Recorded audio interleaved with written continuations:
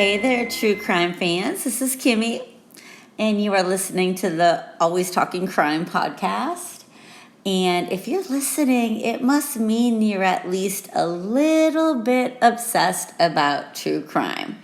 Now, as for your host here, I am a lot of bit obsessed with true crime. I'm not even going to lie, but I do want to warn you guys that like all episodes, I mean, we are talking about people getting murdered. This episode, especially, I need to give everybody a trigger warning. We are going to be discussing one child killing another child. And it is, not a great topic of conversation. But if you are a true crime lover, you're probably not going to be fazed by it. I mean, you're going to be sad, but like if you're a true crime lover and you're truly obsessed, you're going to want to hear the story. But I do want to mention this to everybody who may have, just certain things that they don't want to hear about. So if you are one of these people, then this is your warning. I'm going to be talking about a story about a 13-year-old murdering a 4-year-old. Okay? So if you don't want to hear it, then just turn it off and wait for my next podcast episode next Sunday. No harm, no foul. So anyways, like I was saying, I am obsessed. I had a massage today, and afterwards I went next door to TJ Maxx. So if you're from the U.S., I don't know if there's TJ Maxx in other countries, but there's a TJ Maxx right next to my massage therapy place. And I had this gift certificate or a gift card that I had to spend that my mom had gotten me for Christmas. So I was literally listening to a podcast from the True Crime guys about Slenderman while I was shopping. I don't have any days where I don't listen to true crime. I listen to true crime when I first wake up. I pick a podcast. It just depends on my mood. I have so many favorites. There's so many good ones out there. If you have any other favorites too, message me, Instagram message me, or email me at alwaystalkingcrime@gmail.com and let me know what some of your favorites are, because I get so inspired by all these other podcasters that have been doing it longer than me. And that's basically why I decided to do one, because it's just something that I don't want to say I care about, I do care about it, but I enjoy it. And it's not I enjoy listening about other people getting killed. I just have always loved scary movies. I've always liked, just all these different things that happen to people. So I don't know. I can't explain it. If you're a true crime lover too, you probably can't explain why you love it so much. You just do. So anyways, I'm sitting here drinking my glass of red wine. It's 21 Crimes. It's the red blend with Snoop Dogg on the label. Gotta love me some Snoop Dogg. Let me take a little sip. It is so yummy. So we are going to be talking about the case of Eric Smith. Now, the reason why I chose this case at this time is because he was just released. He was just paroled from prison in February. So he's out. He's free. I'm going to tell you the story, guys, and it is fucking crazy psycho. We have to hope that Eric Smith is not going to repeat and kill again. I don't know. I'm half and half. I want to give him the benefit of the doubt that he was 13 years old when he committed this crime. And I have to think back to some of the shit that I did when I was 13. Now, granted, I didn't murder anybody, but I had a pretty shitty childhood in many, many ways. And, I did things that I wasn't, super proud of. And, I would like to not be judged by things that I said or did when I was 13 years old. You know what I mean? So as I know, like, he's a murderer, a 13-year-old murderer. I don't know how old he is now. I'll have to check back into my notes in a minute. But he was 13 at the time. So think about yourself when you were 13. So I'm not like going to like say, oh yeah, we have to give him another chance. But all I'm saying is I'm putting it out there. I'm manifesting that Eric Smith is not going to be a repeat offender. I'm really manifesting that he is not going to kill anybody else.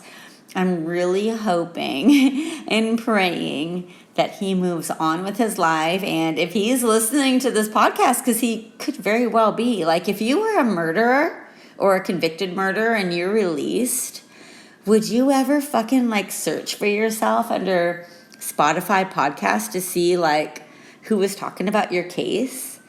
Because I'm kind of crazy and I just might. So Eric Smith, if you're listening, I really, really hope that you do not commit another murder. And if you're feeling sketchy, then you seek the help that you need in order to not commit another murder. Okay? All right. So this story starts with the Robie family. And they live in New York, in a very, very small town. Everybody's initials are DR. The dad's name is Dale. The mom's name is Doreen. The oldest son, he's 4 years old, going on 5. His name is Derrick. And the baby's name is Dalton. So Derrick at this time is almost 5 years old. This is August 2nd, 1993. So it's probably a young family with 2 young children. So little Derrick was actually given the status of being the quote unquote mayor of the town that they were from. There were approximately 950 people in this town. And I can totally relate to a town this size because that was about the size of the town that I was from. It might have even been a little bit larger, but like my high school graduating class only had 18 kids in it. The average size was about 30, but I was like from a small, tiny town. Now, I heard that this town in particular didn't even have a gas station. I'm not sure if that's true, but it's probably one of those towns that has like one stoplight and that's it. So anyways, this little town of Savona, New York, was just quaint and everybody knew each other. Probably the Robie's street name was called Robie Street because in small towns, that's pretty much how it happens. Every town is just called by like whoever lives on that street's last name. And it's totally in the truth, right? If any of y'all are listening to this and you're from a small town, you can totally relate. But anyways, people remember Derrick by being all boy all the time. He sat on the corner on his bike and he waved at cars as they drove by. That's a report from his mother, Doreen. Everybody remembers him doing that, she says. And I guess he was like a little prankster. Like he would put like fake snakes out on the sidewalk and then sit inside the house and watch out the window and laugh at everybody's reactions, like if they got scared by this like fake snake. So everybody loved little Derrick. They thought he was adorable. He was just like, I could just picture it, that he was just the sweetest little thing. And I'm going to post some pictures. Like the picture that I'm looking at right now that I got from some of my case files. He's just, you could just tell he's so adorable. And it was reported that he was pretty mature for his age. Even though he was 4 going on 5, he was reportedly like such a great kid that he would never do anything without telling his parents first. So he was never one of those kids that was going to try to get away with something and get one over on, his parents or his babysitter or any other family members. He was like always like super, super honest, letting people know what he was doing, and everybody loved him. So as it's been reported, on August 2nd, 1993, little Derrick Robie, he was super excited about the program that he was going to attend at some rec center, or it was like a summer camp or something, but it was only like, it was like less than a block away from his home. And it was some kind of like summer camp, and sounds like a lot of fun to me. I've been to things like that when I was a child, but he was like super, super excited that he wasn't going to attend. But of course, since little 18-month-old Dalton Robie was also in the picture, this was a particular day that little Dalton was not like behaving the way he was supposed to behave, and he was just giving a lot of like stress and needing a lot of extra attention from their mother. So Derrick just said, "Let me go by myself, Mom. I can do it. Like, I don't want to wait. I'm like just so excited, and I know, like, I am a mother, so I can just like picture, the thoughts running through her head, like, dealing with a fussy 18-month-old that's needing a lot of attention, but then your 4-year-old super excited about going like 3/4 of a block down the street to his program. Like, what do you do? Like, she reported that it was like the one and only time, which is like super devastating, right? Super devastating that this was the one and only time that she let him go somewhere by himself without her bringing him there. And I don't even want to say anything. Like, I know, like, I've read things online or heard things like, people were saying, I can't believe that the mom let her 4-year-old walk by himself. But like, guys, this is a teeny tiny town of like 950 people. Everybody loves this little boy. And picture your house on a block, and picture letting your child walk to the end of the block and being where they need to be. So like, little Derrick didn't need to cross any roads. He didn't really need to do anything besides walk like maybe 3/4 of a block. So if the mom had time to just stand on the fucking sidewalk and watch the kid, then like the kid didn't have very far to go. So like, I really feel for this mom, because I feel like on one hand, yeah, she totally should have brought him anyway. But on the other hand, it's a small town. Everybody loves him. Like, and it was such a short distance. Like, and he was mature. I don't know. Like, it just kills me, because I already know that she's got to feel like so upset, and she's got to like kind of blame herself. Not that she should, because I'm not like bashing Derrick Robie's mom at all, but I know as a mother and some of the mistakes I've made as a parent, like, I blame myself. So none of the mistakes I've made have caused my child to be murdered. So like, I feel for this woman. I truly, truly feel for this woman and how she's been getting through like the rest of her life since 1993. I mean,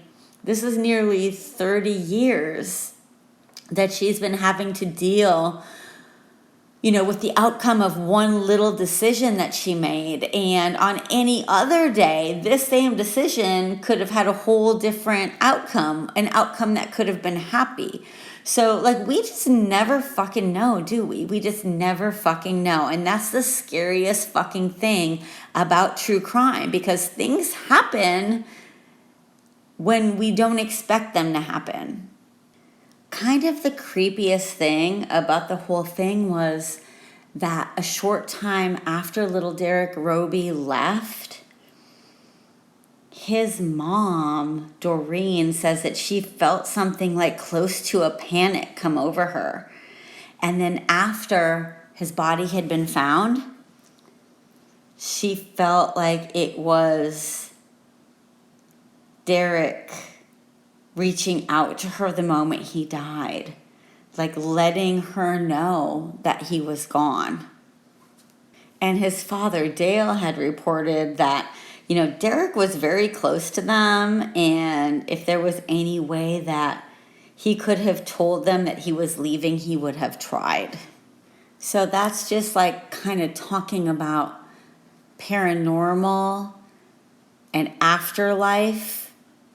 But like I can totally relate to it, and it may or may not be the case, but I'm sure that it gave the parents like a feeling of peace, or somehow made them feel better knowing that their son perhaps tried to reach out to them after he had passed away to let them know. You know what I mean? I mean, it's kind of crazy.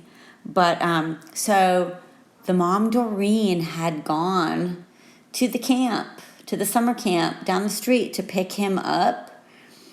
And he wasn't there. They said that like he never arrived. And of course she like freaked out. They called the police. Everybody started searching for little Derrick Robie.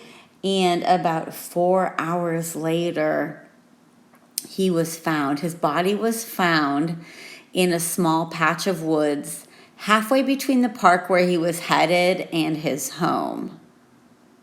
So the killer chose to end Derrick Robie's life, but he also chose to do it in a way that was much more than just killing. So evidence showed that little Derrick was lured from the sidewalk and strangled. At this time, like, nobody knew who did it. Like, I know I've already, like, told you who did it and told you that they've already been paroled out of prison. But at this time, like, imagine if you're a parent and you go to pick up your kid and they are not there. And, the adults there say, oh, no, your child never arrived. And then your child is found murdered. I mean, that's just some fucking crazy shit. So whoever it was, this person that killed Lil Derrick Robie dug up one very large rock and then one smaller rock. And he battered this little boy with those rocks. He went into little Derrick's lunch bag after that. He smashed a banana onto the ground. Like, dude, like, I like bananas in my smoothie, and I like bananas if they're somewhat green, but show me a banana that's all the way ripe, like yellow, or even showing a few brown spots, and I might throw it on the ground too, but, like, I'm certainly, like, not going to murder anybody. But anyways, this kid smashed the fucking banana. And then, like, this is heartbreaking, but he took Derrick's Kool-Aid out of his lunchbox and he poured all of the Kool-Aid into all of the wounds that were made on his face and head by those large rocks. The worst thing of all, guys, like, I even hate to say this because it's brutal, but I'm going to say it because it's part of the case. This motherfucker sodomized this little 4-year-old Derrick with a stick that he had found on the ground. I mean, I just have to stop for a minute and think, like, how the fuck, like does a 13-year-old think, like, hey, like, I'm going to smash this cute little kid with some rocks and pour Kool-Aid into all of his wounds, but then I'm going to pull down his pants and put a stick up his ass and sodomize him. Like, how does a child even know that type of shit? You know what I mean? So, yeah, that's very, very disturbing on why that even happened. So, even more, he then arranged Derrick's body in this way. So, he had Derrick laying on the ground with his arms stretched out to the side. The left sneaker had been removed and was lying next to little Derrick's right hand. And then his right sneaker had been removed and was laying by little Derrick's left hand. So it almost looked like the body had been posed in that position for whatever fucking reason. It makes no sense. But it literally seems like the killer enjoyed doing these things to this little boy. For whatever reason, I don't know. So let's just start talking about Eric Smith, shall we? So Eric Smith was born on January 22nd, 1980. And on the day that little 4-year-old Derrick Robie was murdered and his body was found, Eric Smith was 13 years old. So Smith grew up across town, and he liked to spend time with his grandparents, Red and Edie Wilson. They said he'd always come in and give them hugs and kisses. He liked being a clown. And then Edie said he definitely wanted to be paid attention to. Like, that's a weird comment, though, because, like, by a grandparent, like, what fucking kid doesn't want or need to be paid attention to? You know what I mean? So Eric Smith's bright red hair and freckles made him like a huge target in school for years. Like, it was said that he didn't have any friends. And like I had already mentioned, that I grew up in a small town, and when I went to school, somebody was always being bullied.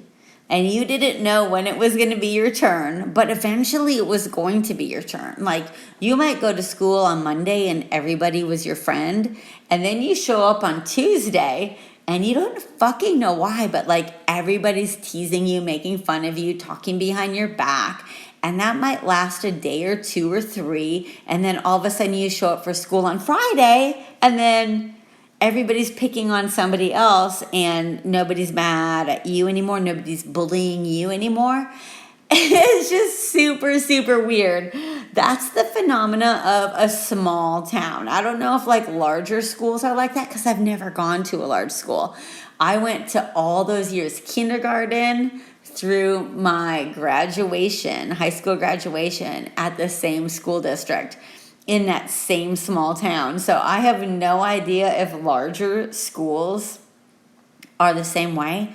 Like right now, I'm sure it's even worse, guys, because of social media. I am so glad that I was not a teenager during the social media times, because it's got to be a nightmare. I can only fucking imagine. Like, I would have not been able to deal with that very well. But anyways, Smith didn't have any friends. Everybody bullied him. He was always seen pedaling around the town for hours on his bike alone. So as far as Eric Smith is concerned, his father left when he was a toddler and denied like his parentage. Like, even though his father was later ordered by the court to pay child support, like, he denied that he was Eric's dad, which had to have been devastating for Eric. Like, I can't even imagine. But Eric has always had problems. He threw temper tantrums. He banged his head on the floor. He had speech problems. And those were just some of the reasons why he was like relentlessly bullied in his school. But his mom, it had been reported that his mom was on some medications when she was pregnant that caused him to be, I don't know, to look different. So, he had large ears that were offset. So they were set lower, like on his head, if you can like imagine that. And he wore like super thick glasses because he had really poor eyesight. And he had just like fiery red hair. And I have red hair. Just so you know, I'm like naturally like a dark blonde. I'm Scandinavian and Irish primarily. But my hairdresser friend makes sure that I keep my red looking super, super fancy all the time. Like I spent years of my life like being blonde. And like now I'm like the anti-blonde and I want to have fiery red hair, but I don't want to have like thick glasses and I don't want my ears to be set low on my like, I guess, skull. So I guess he was made fun of, and you guys can check out my Instagram because I'm going to post some pictures of him in childhood when he was 13, when he was in court. And the craziest thing is, like, there's one picture in particular when he's in court and he's wearing like a Looney Tunes, like I think it's like a sweatshirt. And it's just so crazy to me because like in 1993, I was having my second child. So that lets you know how old I am. But I also have like a younger brother that was born when I was a teenager. So he would like watch a lot of different cartoons like when I was an older teenager and everything.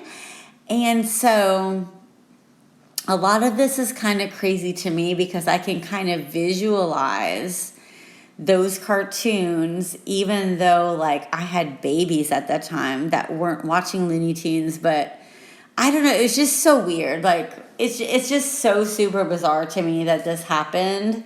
And it's one of those stories about nurture versus nature. Like, if Eric Smith's mom, no offense, Eric Smith's mom, if you are listening, if she wouldn't have been taking these medications, I can't remember what they were for, but she was actually prescribed some medications that she was taking while she was pregnant. And again, this is back in the 90s, so maybe doctors didn't know like all the different side effects that could happen, to the child that was in the womb at the time, when the mother's pregnant.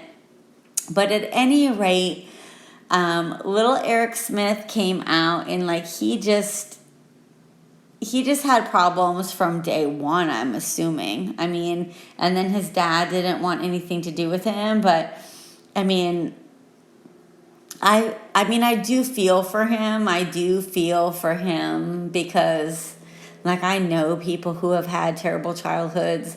I didn't have the best childhood, but I never went and like thought it was like appropriate to go fucking kill someone, especially a little 4-year-old boy. Like, I don't know. Like, he had said that his stepfather was sexually abusing him.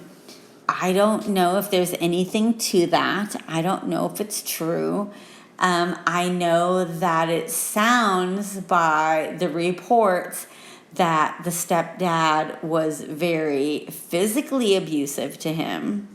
I know that the stepdad was sexually abusive to Eric Smith's sister. That was reported.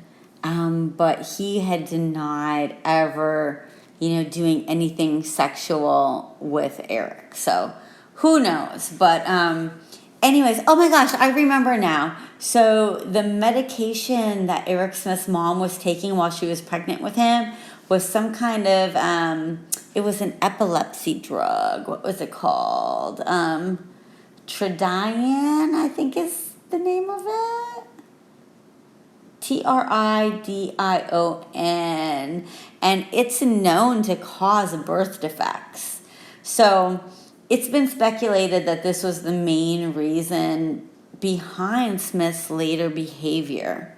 Because like he was actually diagnosed, with some, kind of crazy things that were going on, later on down the road. Like when he was a young child, like Eric was like killing, torturing, and disemboweling animals. Like that is like a true sign of somebody getting ready to be a serial killer, right? So, I mean, he got caught after murdering little Derrick Robie, and thankfully he was put away, because who knows if he would have like went on to become like a serial killer. I mean, obviously he would have had to like move on to like a larger town or a different area, because where he lived was so small. Like if he murdered too many people, there would have been nobody left, right? But at the same time, it's just scary. It's super, super scary to think of the things that can go on. All right, so let's go ahead and talk about what happened after little Derrick Robie's body was found. So 4 days after the murder, which would have been August 6th of 1993, Eric Smith asked his stepfather to go to the police station with him to see if he could be of help in solving the crime. At first, Eric denied seeing Derrick on his way home because, I didn't tell you guys this, but Eric Smith had also been a part of the same program at the rec center that little Derrick Robie was part of. But Eric Smith had already gotten in trouble that day and got sent home. So I don't know what he did. It's never been reported, like, what the circumstances were of his offense, but they told him to go home, and he was going home on his bike at the same fucking time that little Derrick Robie was on his way to the rec center all by his fucking self. I mean, right? Like, it just fucking sucks. I hate it. So anyways, at first he denied seeing him, but then he changed his mind. He changed his story. He told the cops that he saw Derrick right across the street from the open field, and that was the exact position where Derrick's body had been found. So when one of the investigators asked Eric about what Derrick was wearing that day, Smith was not only able to describe what Derrick was wearing, like Eric was like telling him he was wearing this and this and this and this, but he also mentioned the exact fucking lunchbox that Derrick Robie was carrying with him. During a conversation at the station, Eric seemed pretty excited and calm. Like, I could totally picture it like somebody that was like used to killing and torturing animals, like had finally killed a human being. Like, they would probably seem pretty excited, and they want to like get in on the action at the police department and see if they can help, right?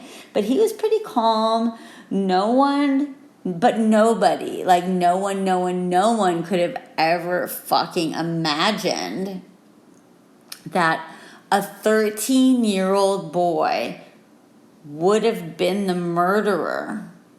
And not only been the murderer, but at the same time been so calm about it and not scared. Like, he just walked his like happy ass up into the police department and was like, yo, How can I fucking help you guys solve this murder? Let me help you. Which is fucking crazy. So when one of the investigators asked Eric about different things, like, he just kept being excited. He just kept being calm. But then his voice began to crack when they asked him when he last saw Eric. So when it came to that question, he got a little bit nervous. At one point of the conversations, he kind of went crazy and just said, "You think I killed him, don't you?" So after that, the investigators decided to take a different approach because they kind of felt like something was off with this kid, and he probably had, something to do with the disappearance and the murder of Derrick Robie. So they asked him if he was thirsty, and they actually gave him a glass of fucking Kool-Aid, which is fucking hilarious in my opinion. But when the investigator handed it to him, he said, I guess Eric Smith, threw the glass of Kool-Aid on the floor and was just pissed off about it, which was funny. So everybody knew that little Derrick had Kool-Aid spilled all over inside his wounds. So for Eric Smith to be saying, "You think I killed him, didn't you?" And then for the cops to be offering him a drink and bring him a glass of Kool-Aid. "Here, drink this Kool-Aid, Eric Smith." That's pretty fucking funny. I don't care who you are. I mean, I can't get past that because it's just fucking hilarious. So anyways, there were some neighbors. Their names were John and Marlene Haskell. They had heard that Eric had brought the investigators to the scene of the crime to help answer any questions, and everybody felt like he was hiding something. They weren't, they couldn't put their finger on it, but they could all sense, Eric Smith was enjoying this, that there was more to, the whole story, and he just wasn't really saying, everybody knew, he had been bullied and everything, but nobody could say exactly what the fuck was going on. So John and Marlene, they also believed that something weird was going on. So anyways, Eric Smith spent,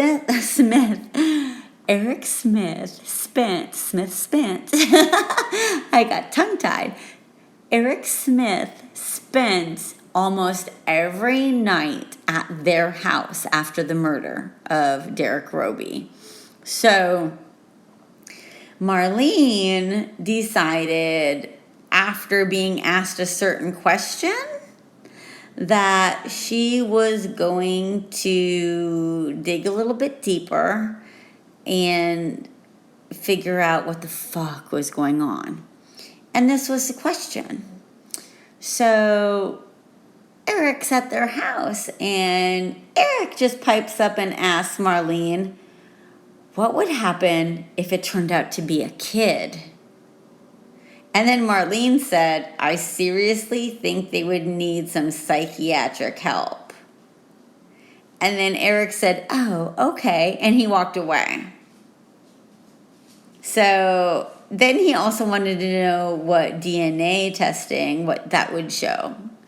So Marlene was like, what the fuck? So she went to the fucking store, and she went and bought a whole bunch of shit to make ice cream sundaes. And this is so funny because this seems like something I would do. This is a Kimi move. She bought everything to make ice cream sundaes for all the kids in the neighborhood that always came over. And she was asking everybody, what do you want on top of your ice cream? Who wants bananas? Blah, blah, blah, blah, blah. The only person that did not want bananas was, you guessed it, Eric Smith. He goes, no, I don't like bananas. So right away, Right away, Marlene like called like the investigators and said like, yeah, Eric doesn't like bananas and now I'm scared. On August 8th, 1993, little Derrick Robie was buried in his baseball uniform. And just 2 days later, his killer finally confessed to the murder. Family members sat Eric Smith down and begged him to tell them what he knew.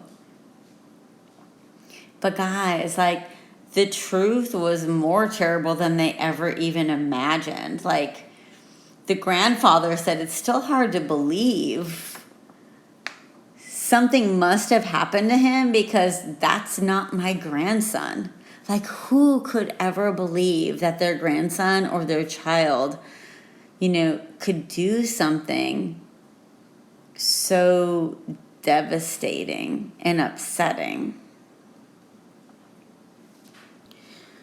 So they had a confession, and at the very heart of the trial, it took place in August of 1994. So this was like a fucking year later. Like, that had to have been the longest motherfucking year.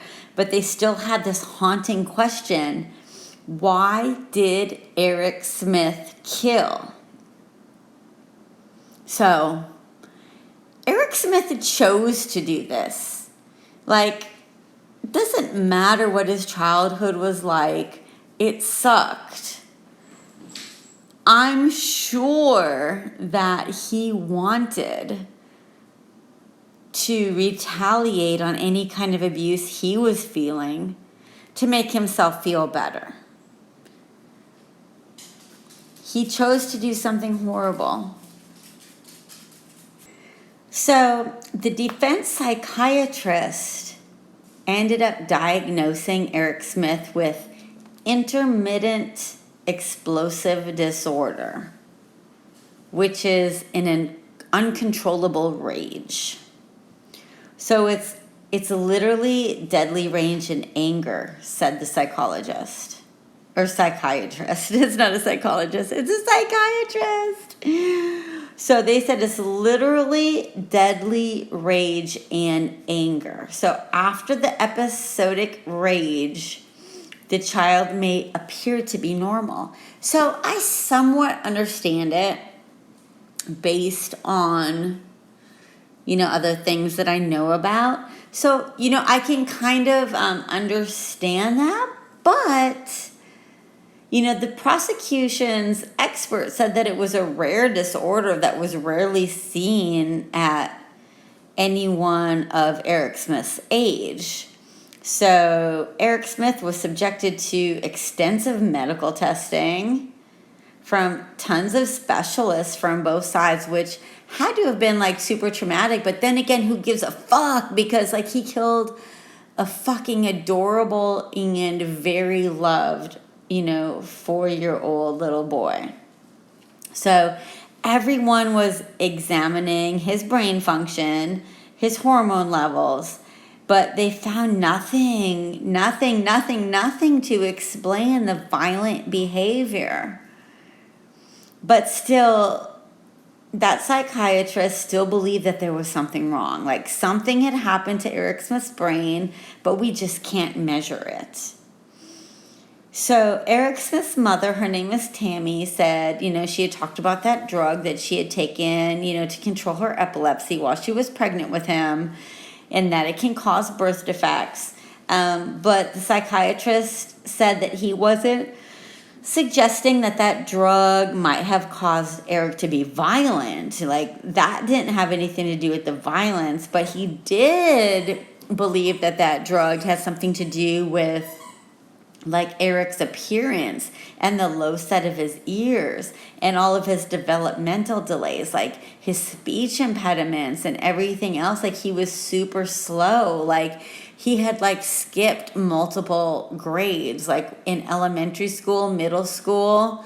Like, he was behind all of his peers. So, of course, he's going to be, like, brutalized in school. You know, like, kids are fucking assholes. Like, I don't care who you are. Like, at any generation, kids are fucking assholes. So if you are a parent of a child that's in school right now, if you could do something for me and sit your child down and have even the briefest of conversations about bullying, that would be amazing.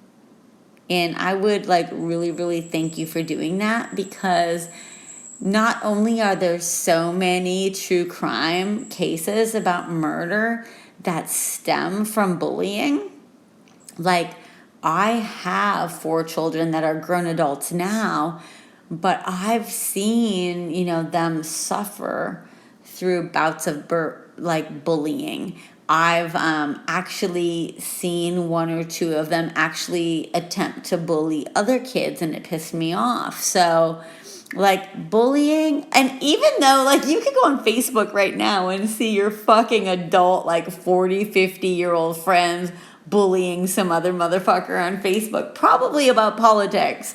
But that's just a whole nother conversation, isn't it? Like, quite literally, it's been said about Eric Smith, nobody liked him. Nobody. And that's just crazy to me. I mean, that not one single motherfucking person liked this kid. So, like, he was just a fucking ticking time bomb, in my opinion. So anyways, like, in court, like, he didn't show any remorse. He didn't show any apathy. He was just, like, keeping to himself, super quiet. He never said that he was sorry for killing the boy at the time that, like, the whole court thing was going on. So it was later on down the road that Eric Smith wrote an apology letter to Derrick Robie's family while in jail. So he had already been, like, put in jail, and it was on, like, the 16th of August in 1994 that he wrote this letter. I'm going to read it to you now. It says, I know my actions have caused a terrible loss to the Robie family, and for that I am truly sorry. I've tried to think as much as possible about what Derrick will never experience. His 16th birthday, Christmas, anytime, owning his own house, graduating, going to college, getting married, his first child. If I could go back in time, I would switch places with Derrick and endure all the pain I've caused him. If it meant that he would go on living, I'd switch places. But I can't. But then again, Eric Smith also mentioned at that same time that he cannot bear the thought of walls, razor wire, and steel metal bars for the rest of his life. So although he apologized, like, it seemed like he was apologizing because he was hoping that if he apologized, he would get a lesser sentence. So let's just talk about parole hearings, and how the Robie felt about that. Because, like, I can totally imagine how this family felt. They did not want Eric Smith to be released. They had moved into a different house in Savona with just little Dalton, who is now, I think he was like 16 or 17 years old. He was a straight A student, doing awesome in school, you know, awesome kid, awesome student, just awesome person all the way around. You know, he had to live in the shadow of his murdered brother, but at the same time, they were able to move into a different house that didn't have all of the memories.